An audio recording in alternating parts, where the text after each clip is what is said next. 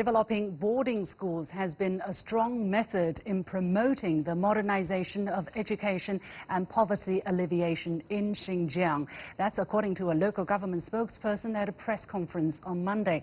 The spokesperson addressed recent allegations on foreign media that claim nearly 500,000 children in Xinjiang have been forcefully separated from their families to study at boarding schools.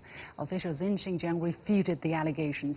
So what's the real picture of education modernization in that region? I'm pleased to be joined in the studio by Victor Gao, Vice President of the Center for China and Globalization, and Wang Cong, Chief Reporter at the Global Times. Gentlemen, welcome to The Point. So Thank you. Another seemingly controversial issue here about sending children to schools, sometimes these boarding schools. As I said, for instance, the New York Times, there is a recent article which claimed that Xinjiang has been placing 500,000 children in boarding schools, teaching them the Chinese language, patriotism and loyalty to the Communist Party of China through indoctrination.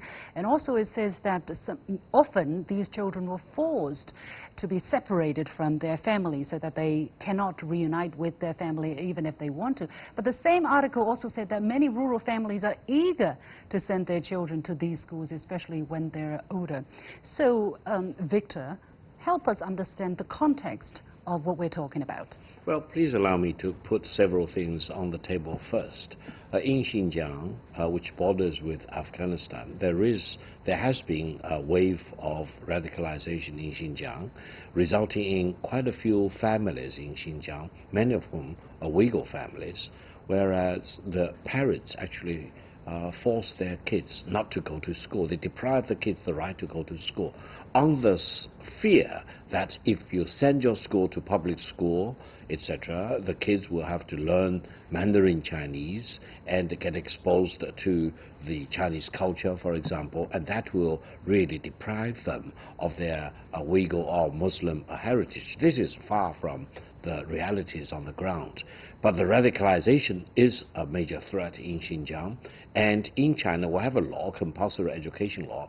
Every kid has the right to go to school, and no parents have the right to deprive the kids of the right to be educated. And I think accusing China or accusing the Xinjiang government of setting up so-called boarding schools to educate the kids is really barking at the wrong tree. Why? Because the kids need to be educated. I have two daughters. One of the daughters is at a boarding school in England. Does that mean my daughter will lose her Chinese identity? No. Does it mean my daughter is forced to be educated in a boarding school in England? No.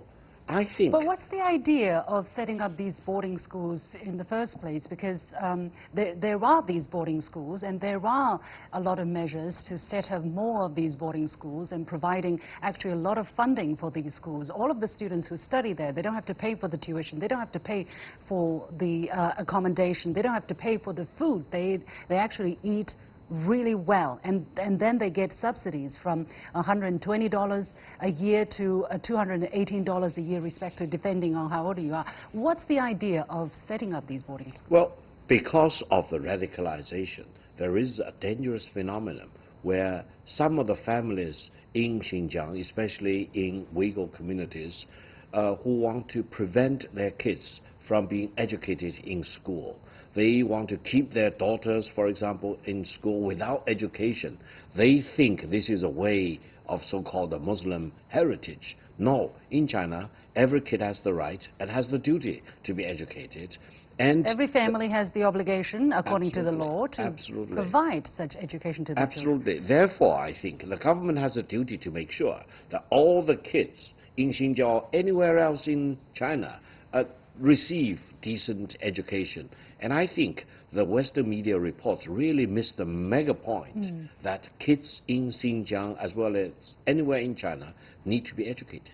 And also, I think there is a lot of context which was released on the press conference, for instance, that the area is vast. I mean, in Xinjiang, in the rural area, for instance, sometimes when the rural area, which is also very often poverty-stricken areas, there is very limited means, so there are not enough schools, and for parents to commute daily to send their children to school day in and day out, it's very difficult. So that prevented many children from getting an education at all. So that's some of the geographical or socioeconomic context to the measures. Wang Cong, why do you think these factors were not mentioned, at least in some of the reporting that I was looking at? Yeah, that really is puzzling, for me too. And I want to add that this boarding school is not, like a single incident, or not a single to exclusive to Xinjiang. It's not about radicalization or even anti-terrorism. It's a nationwide campaign to provide more access to students, more kids to access to education. For example, for me, I'm also a a minority from southwestern Sichuan province, and we didn't have a decent elementary school. So since the first grade, I went to boarding school. Yes, I was forced by my parents, and yes, I studied the Putonghua, the standard language, in school. And then that really paved the way for me to go to study in the United States. So this is not about Xinjiang, about Muslims, about how this is a simple issue that the Chinese government is trying to provide more access to these kids, and now they spin this into some kind of controversial. This should not be controversial. We have seen the the spokesperson for the Xinjiang government said the enrollment is almost 100%. Since these boarding schools started. There are boarding schools in England, in the U.S.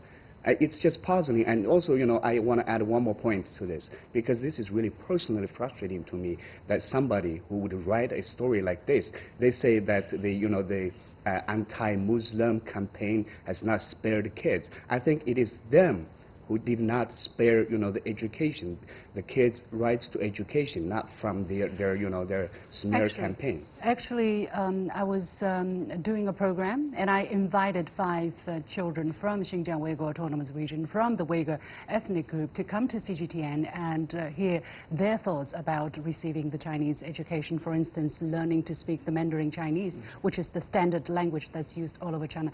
Let's take a listen first to this girl by the name of Yu Gru Sun, when she told me about a story that happened to her father. This was really very moving. Let's listen in.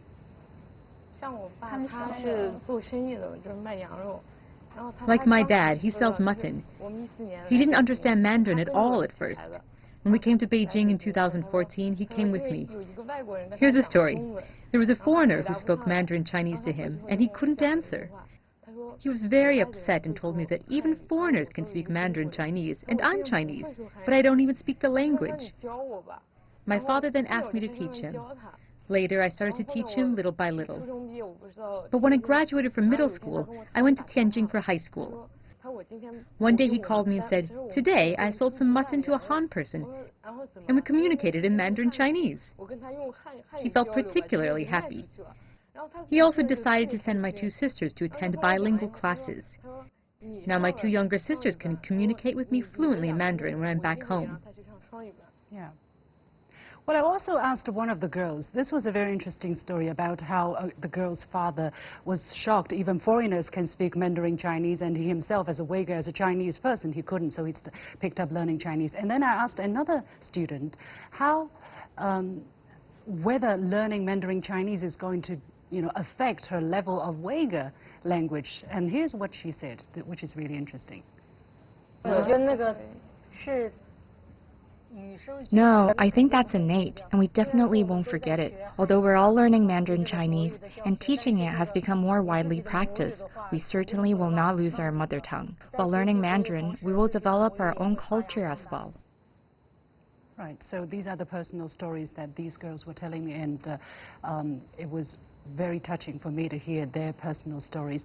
And yet you don't hear these kind of perspectives on either the New York Times or anywhere else. But I want to ask this question as well. What would be the alternative for the Uyghur people if the Chinese government do not go extra lengths to provide them with poverty alleviation, to provide them with job skills, to provide their children with quality education and free and 9-year, even 15-year quality education? What's going to happen to the Uyghur people? I would say the reporting, the same reporter would say the Chinese government deprive the Uyghurs of rights to education, because no matter what the Chinese government does, they would spin it off. And also, this is written by someone of Chinese descent. She should know the lengths Chinese parents would go for their kids to be properly educated. Yeah, and Victor? yet, No, I would say in Xinjiang as well as in anywhere else in China, for the Uyghur minorities as well as for all the other 55 nationalities in China, any one of which or all of which, education is the key. The kids' future lie in their getting a decent education. Whether their family pay for that, whether the government will sponsor that, whether foundations, charities will sponsor that, it's another matter. But without decent education, there is no future for the kids. There is no future for the family. There is no future for the minorities as well as for the majority. Right. Therefore, anyone who condemn or criticize education provided free to the kids, I think they are really committing a huge insult to their own morality as well as to the realities here in China. And this article also criticized the Chinese efforts to, help these kids understand the Mandarin language, to have a patriotic feeling about their country, to be loyal to the Communist Party of China. I do not know whether, how much that is being practiced. But, patriotism, let's say. I wonder for which country students are not taught to be patriotic. What would the journalists say if immigrant community in the United States say, okay, we don't want to learn English, we just want to keep speaking our native language, and we want to, not integrate at all to the American mainstream society, and we don't want our children to go to the English-speaking schools in order to preserve our culture? I wonder what would be the comments. I think this is, first of all, a complete misunderstanding of the realities in China, as well as a very deliberate misinterpretation of the situation here. In China, not only we have 56 nationalities altogether, in terms of the Han Chinese, for example, oh my God, there are so many different dialects, and purely listening to the dialects, you may not understand each other from one province to another, from one region to another. And you have to learn Mandarin Chinese, the Chinese characters. And the Chinese language is the working language throughout the world. So I would say any minority kids will benefit themselves to learn how to speak and write Mandarin Chinese.